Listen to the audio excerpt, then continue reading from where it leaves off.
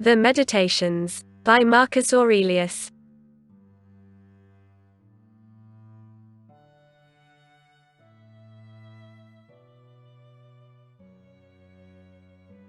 Book 10.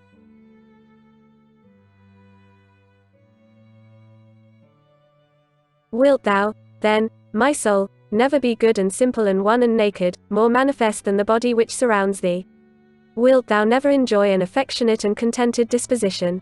Wilt thou never be full and without a want of any kind, longing for nothing more, nor desiring anything, either animate or inanimate, for the enjoyment of pleasures? Nor yet desiring time wherein thou shalt have longer enjoyment, or place, or pleasant climate, or society of men with whom thou mayest live in harmony? But wilt thou be satisfied with thy present condition, and pleased with all that is about thee? And wilt thou convince thyself that thou hast everything and that it comes from the gods, that everything is well for thee, and will be well whatever shall please them, and whatever they shall give for the conservation of the perfect living being, the good and just and beautiful, which generates and holds together all things, and contains and embraces all things which are dissolved for the production of other like things? Wilt thou never be such that thou shalt so dwell in community with gods and men as neither to find fault with them at all, nor to be condemned by them? Observe what thy nature requires, so far as thou art governed by nature only, then do it and accept it, if thy nature, so far as thou art a living being, shall not be made worse by it. And next thou must observe what thy nature requires so far as thou art a living being. And all this thou mayest allow thyself, if thy nature, so far as thou art a rational animal, shall not be made worse by it. But the rational animal is consequently also a political, social animal. Use these rules, then, and trouble thyself about nothing else. Everything which happens either happens in such wise as thou art formed by nature to bear it, or as thou art not formed by nature to bear it. If, then, it happens to thee in such way as thou art formed by nature to bear it, do not complain, but bear it as thou art formed by nature to bear it. But if it happens in such wise as thou art not formed by nature to bear it, do not complain, for it will perish after it has consumed thee. Remember, however, that thou art formed by nature to bear everything, with respect to which it depends on thy own opinion to make it endurable and tolerable, by thinking that it is either thy interest or thy duty to do this. If a man is mistaken, instruct him kindly and show him his error. But if thou art not able, blame thyself, or blame not even thyself. Whatever may happen to thee, it was prepared for thee from all eternity, and the implication of causes was from eternity spinning the thread of thy being, and of that which is incident to it.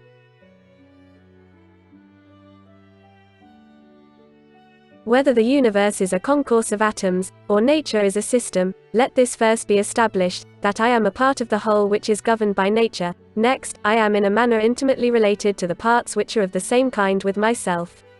For remembering this, inasmuch as I am a part, I shall be discontented with none of the things which are assigned to me out of the whole, for nothing is injurious to the part, if it is for the advantage of the whole. For the whole contains nothing which is not for its advantage, and all natures indeed have this common principle, but the nature of the universe has this principle besides, that it cannot be compelled even by any external cause to generate anything harmful to itself. By remembering, then, that I am a part of such a whole, I shall be content with everything that happens.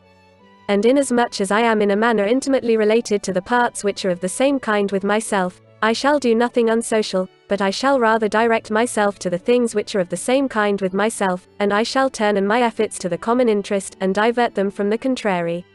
Now, if these things are done, sir, life must flow on happily, just as thou mayest observe that the life of a citizen is happy, who continues a course of action which is advantageous to his fellow citizens, and is content with whatever the state may assign to him. The parts of the whole, everything, I mean, which is naturally comprehended in the universe, must of necessity perish, but let this be understood in this sense, that they must undergo change. But if this is naturally both an evil and a necessity for the parts, the whole would not continue to exist in a good condition, the parts being subject to change and constituted so as to perish in various ways. For whether did nature herself design to do evil to the things which are parts of herself, and to make them subject to evil and of necessity fall into evil, or have such results happened without her knowing it? Both these suppositions, indeed, are incredible. But if a man should even drop the term nature as an efficient power, and should speak of these things as natural, even then it would be ridiculous to affirm at the same time that the parts of the whole are in their nature subject to change, and at the same time to be surprised or vexed as if something were happening contrary to nature, particularly as the dissolution of things is into those things of which each thing is composed. For there is either a dispersion of the elements out of which everything has been compounded, or a change from the solid to the earthy and from the airy to the aerial, so that these parts are taken back into the universal reason, whether this at certain periods is consumed by fire or renewed by eternal changes.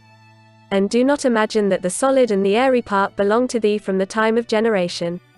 For all this received its accretion only yesterday and the day before, as one may say, from the food and the air which is inspired. This, then, which has received the accretion, changes, not that which thy mother brought forth. But suppose that this which thy mother brought forth implicates thee very much with that other part, which has the peculiar quality of change, this is nothing in fact in the way of objection to what is said. When thou hast assumed these names, good, modest, true, rational, a man of equanimity, and magnanimous, take care that thou dost not change these names, and if thou shouldst lose them, quickly return to them. And remember that the term rational was intended to signify a discriminating attention to every several thing and freedom from negligence, and that equanimity is the voluntary acceptance of the things which are assigned to thee by the common nature, and that magnanimity is the elevation of the intelligent part above the pleasurable or painful sensations of the flesh, and above that poor thing called fame, and death, and all such things. If, then, thou maintainest thyself in the possession of these names, without desiring to be called by these names by others, thou wilt be another person and wilt enter on another life. For to continue to be such as thou hast hitherto been, and to be torn in pieces and defiled in such a life, is the character of a very stupid man and one overfond of his life, and like those half-devoured fighters with wild beasts, who though covered with wounds and gore, still entreat to be kept to the following day, though they will be exposed in the same state to the same claws and bites. Therefore fix thyself in the possession of these few names, and if thou art able to abide in them, abide as if thou wast removed to certain islands of the happy. But if thou shalt perceive that thou fallest out of them and dost not maintain thy hold, go courageously into some nook where thou shalt maintain them, or even depart at once from life, not in passion, but with simplicity and freedom and modesty, after doing this one laudable thing at least in thy life, to have gone out of it thus. In order, however, to the remembrance of these names, it will greatly help thee, if thou rememberest the gods, and that they wish not to be flattered, but wish all reasonable beings to be made like themselves, and if thou rememberest that what does the work of a fig tree is a fig tree, and that what does the work of a dog is a dog, and that what does the work of a bee is a bee, and that what does the work of a man is a man. Mimi, war, astonishment, torpor, slavery, will daily wipe out those holy principles of thine. How many things without studying nature dost thou imagine, and how many dost thou neglect? But it is thy duty so to look on and so to do everything, that at the same time the power of dealing with circumstances is perfected, and the contemplative faculty is exercised, and the confidence which comes from the knowledge of each several thing is maintained without showing it, but yet not concealed. For when wilt thou enjoy simplicity, when gravity, and when the knowledge of every several thing, both what it is in substance, and what place it has in the universe, and how long it is formed to exist, and of what things it is compounded, and to whom it can belong, and who are able both to give it and take it away. A spider is proud when it has caught a fly, and another when he has caught a poor hare, and another when he has taken a little fish in a net, and another when he has taken wild boars, and another when he has taken bears, and another when he has taken sarmatians. Are not these robbers, if thou examinest their opinions? Acquire the contemplative way of seeing how all things change into one another, and constantly attend to it, and exercise thyself about this part of philosophy. For nothing is so much adapted to produce magnanimity. Such a man has put off the body, and as he sees that he must, no one knows how soon, go away from among men and leave everything here, he gives himself up entirely to just doing in all his actions, and in everything else that happens he resigns himself to the universal nature. But as to what any man shall say or think about him or do against him, he never even thinks of it, being himself contented with these two things, with acting justly in what he now does, and being satisfied with what is now assigned to him, and he lays aside all distracting and busy pursuits, and desires nothing else than to accomplish the straight course through the law, and by accomplishing the straight course to follow God. What need is there of suspicious fear, since it is in thy power to inquire what ought to be done? And if thou shayest clear, Go by this way content, without turning back, but if thou dost not see clear, stop and take the best advisers. But if any other things oppose thee, go on according to thy powers with due consideration, keeping to that which appears to be just. For it is best to reach this object, and if thou dost fail, let thy failure be in attempting this. He who follows reason in all things is both tranquil and active at the same time, and also cheerful and collected. Inquire of thyself as soon as thou wakest from sleep, whether it will make any difference to thee, if another does what is just and right. It will make no difference. Thou hast not forgotten, I suppose, that those who assume arrogant airs in bestowing their praise or blame on others, are such as they are at bed and at board, and thou hast not forgotten what they do, and what they avoid and what they pursue, and how they steal and how they rob, not with hands and feet, but with their most valuable part, by means of which there is produced, when a man chooses, fidelity, modesty, truth, law, a good demon, happiness. To her who gives and takes back all, to nature, the man who is instructed and modest says, give what thou wilt, take back what thou wilt. And he says this not proudly, but obediently and well pleased with her. Short is the little which remains to thee of life. Live as on a mountain. For it makes no difference whether a man lives there or here, if he lives everywhere in the world as in a state political community. Let men see, let them know a real man who lives according to nature. If they cannot endure him, let them kill him. For that is better than to live thus as men do. No longer talk at all about the kind of man that a good man ought to be, but be such. Constantly contemplate the whole of time and the whole of substance, and consider that all individual things as to substance are a grain of a fig, and as to time, the turning of a gimlet. Look at everything that exists, and observe that it is already in dissolution and in change, and as it were putrefaction or dispersion, or that everything is so constituted by nature as to die. Consider what men are when they are eating, sleeping, generating, easing themselves and so forth. Then what kind of men they are when they are imperious and arrogant, or angry and scolding from their elevated place. But a short time ago to how many they were slaves and for what things, and after a little time consider in what a condition they will be. That is for the good of each thing, which the universal nature brings to each. And it is for its good at the time when nature brings it. The earth loves the shower, and the solemn ether loves, and the universe loves to make whatever is about to be. I say then to the universe, that I love as thou lovest. And is not this too said, that this or that loves is wont to be produced? Either thou livest here and hast already accustomed thyself to it, or thou art going away, and this was thy own will, or thou art dying and hast discharged thy duty. But besides these things there is nothing. Be of good cheer, then. Let this always be plain to thee, that this piece of land is like any other, and that all things here are the same with things on top of a mountain, or on the seashore, or wherever thou choosest to be. For thou wilt find just what Plato says, dwelling within the walls of a city as in a shepherd's fold on a mountain. What is my ruling faculty now to me? And of what nature am I now making it? And for what purpose am I now using it? Is it void of understanding? Is it loosed and rent asunder from social life? Is it melted into and mixed with the poor flesh so as to move together with it? He who flies from his master is a runaway, but the law is master, and he who breaks the law is a runaway. And he also who is grieved or angry or afraid, is dissatisfied because something has been or is or shall be of the things which are appointed by him who rules all things, and he is law, and assigns to every man what is fit. He then who fears or is grieved or is angry is a runaway. A man deposits seed in a womb and goes away, and then another cause takes it, and labors on it and makes a child. What a thing from such a material! Again, the child passes food down through the throat, and then another cause takes it and makes perception and motion, and in fine life and strength and other things. How many and how strange I observe then the things which are produced in such a hidden way, and see the power just as we see the power which carries things downwards and upwards, not with the eyes, but still no less plainly. Constantly consider how all things such as they now are, in time past also were, and consider that they will be the same again. And place before thy eyes entire dramas and stages of the same form, whatever thou hast learned from thy experience or from older history, for example, the whole court of Hadrian, and the whole court of Antoninus, and the whole court of Philip, Alexander, Croesus, for all those were such dramas as we see now, only with different actors. Imagine every man who is grieved at anything or discontented to be like a pig which is sacrificed and kicks and screams. Like this pig also is he who on his bed in silence laments the bonds in which we are held. And consider that only to the rational animal is it given to follow voluntarily what happens, but simply to follow is a necessity imposed on all. Severally on the occasion of everything that thou doest, pause and ask thyself, if death is a dreadful thing because it deprives thee of this. When thou art offended at any man's fault, forthwith turn to thyself and reflect in what like manner thou dost err thyself, for example, in thinking that money is a good thing, or pleasure, or a bit of reputation, and the like. For by attending to this thou wilt quickly forget thy anger, if this consideration also is added, that the man is compelled, for what else could he do?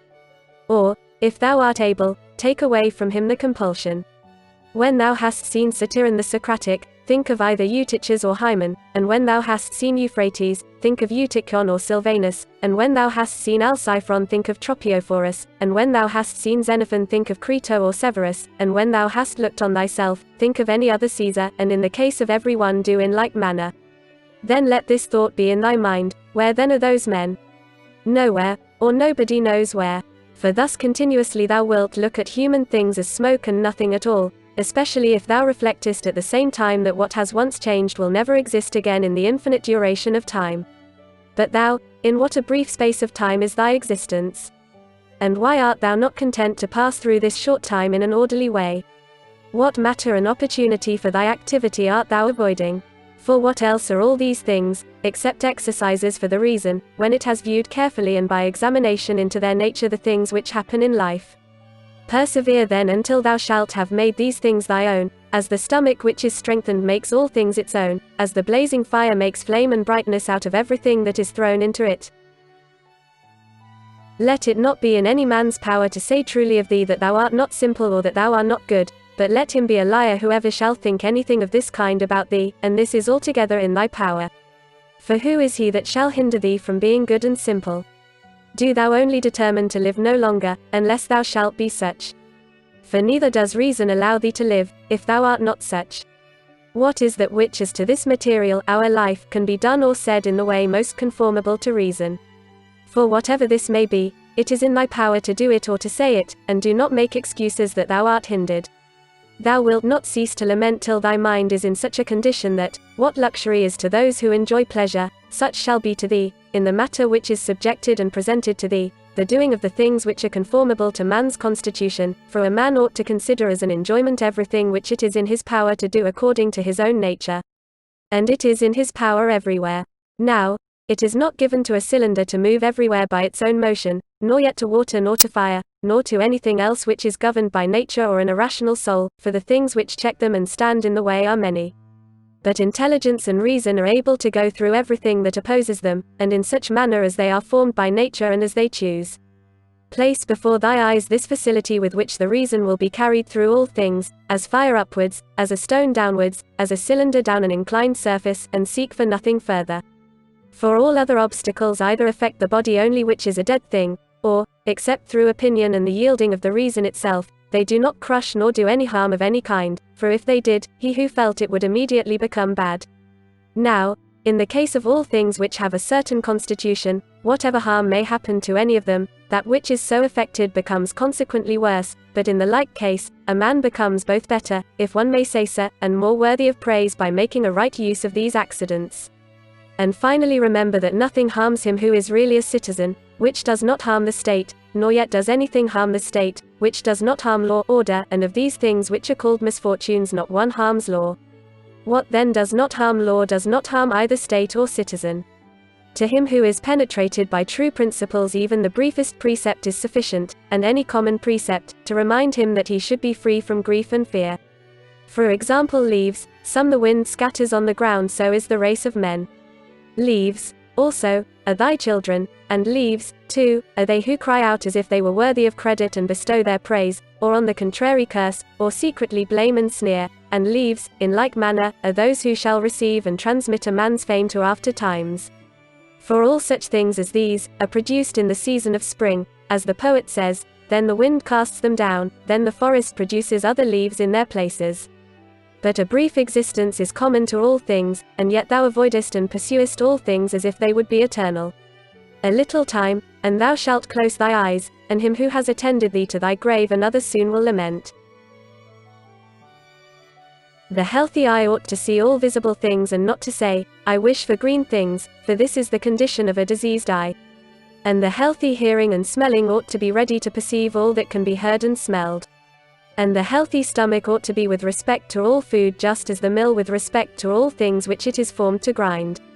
And accordingly the healthy understanding ought to be prepared for everything which happens, but that which says, Let my dear children live, and let all men praise whatever I may do, is an eye which seeks for green things, or teeth which seek for soft things. There is no man so fortunate that there shall not be by him when he is dying some who are pleased with what is going to happen. Suppose that he was a good and wise man, will there not be at last someone to say to himself, Let us at last breathe freely, being relieved from this schoolmaster? It is true that he was harsh to none of us, but I perceived that he tacitly condemns us. This is what is said of a good man. But in our own case how many other things are there for which there are many who wish to get rid of us? Thou wilt consider this then when thou art dying, and thou wilt depart more contentedly by reflecting thus, I am going away from such a life, in which even my associates in behalf of whom I have striven so much, prayed, and cared, themselves wish me to depart, hoping perchance to get some little advantage by it. Why then should a man cling to a longer stay here? Do not however for this reason go away less kindly disposed to them, but preserving thy own character, and friendly and benevolent and mild, and on the other hand not as if thou wast torn away, but as when a man dies a quiet death, the poor soul is easily separated from the body, such also ought thy departure from men to be, for nature united thee to them and associated thee. But does she now dissolve the union? Well, I am separated as from kinsmen, not however dragged resisting, but without compulsion, for this too is one of the things according to nature. Accustom thyself as much as possible on the occasion of anything being done by any person to inquire with thyself, for what object is this man doing this? But begin with thyself, and examine thyself first. Remember that this which pulls the strings is the thing which is hidden within, this is the power of persuasion, this is life, this, if one may so say, is man. In contemplating thyself never include the vessel which surrounds thee and these instruments which are attached about it. For they are like to an axe, differing only in this that they grow to the body. For indeed there is no more use in these parts without the cause which moves and checks them than in the weaver's shuttle, and the writer's pen and the driver's whip.